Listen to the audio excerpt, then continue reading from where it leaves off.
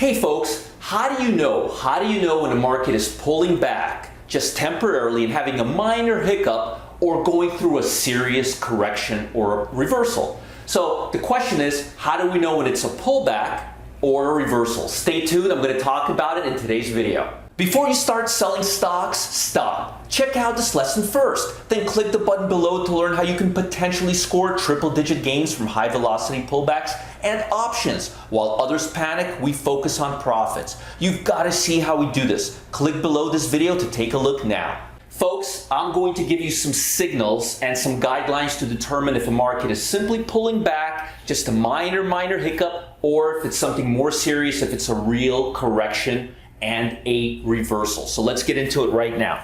Here's what you need to know. Typically, what you want to do is you want to look at the 50-day moving average. Now, the 50-day moving average is a very simple indicator, and it's been around for many years. It's available on every possible technical analysis or your brokerage platform.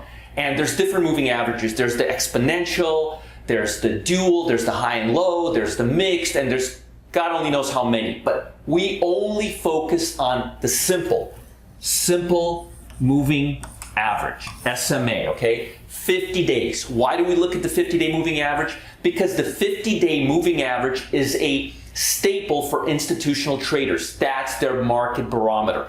If stocks or assets are trading below the 50-day line, they will not buy it. They like to buy when stocks or ETFs or any other asset is trading above the 50-day line. So if this is the line, they want price action to be here instead of here or not touching it. So the first indicator you should look at when you're looking at a stock is put a 50-day moving average on it.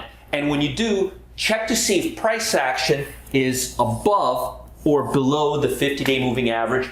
If it's above the 50-day moving average, if it's close to the 50-day moving average, but still above the 50-day moving average, that's a great opportunity to buy on a pullback, all right?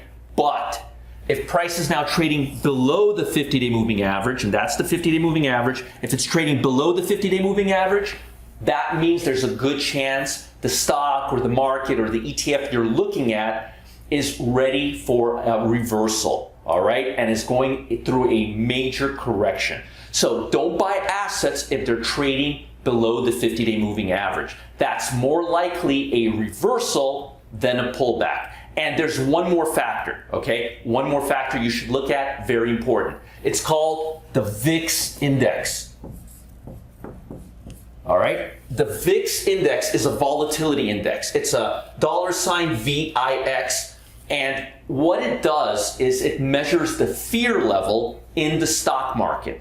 It's created by at-the-money S&P options, okay? And it's extremely sensitive. And it fluctuates between 0 and 20 and 30 and 40.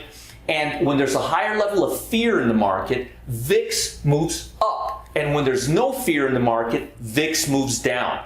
And when you see the VIX at 20 or higher, that's telling us that the market is getting scared, that the stock market is getting scared, and something unexpected may be coming our way, or something unforeseeable may be coming our way. So you want to trade to the long side when the VIX is below 20. If the VIX is above 20, and if the stock or asset or the S&P 500, whatever you're looking for as a barometer, is trading below the 50-day moving average, it's a good time to pause because we're in a danger zone and there's a good chance the stock market may reverse instead of just simply pull back. But if VIX is below 20 and if price action is above, clearly above the 50-day moving average, minimum of 2 days, you want to see minimum of 2 days of clearance, like this, 2 days above the 50-day moving average, then you have a green light to go long, and the pullback we're seeing is most likely just that, a pullback and not a reversal. I hope that helps.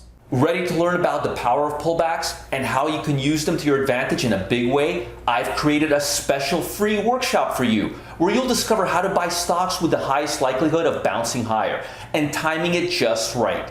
What's the next big winner on the horizon? Click the button below to find out now. Do it now, don't procrastinate.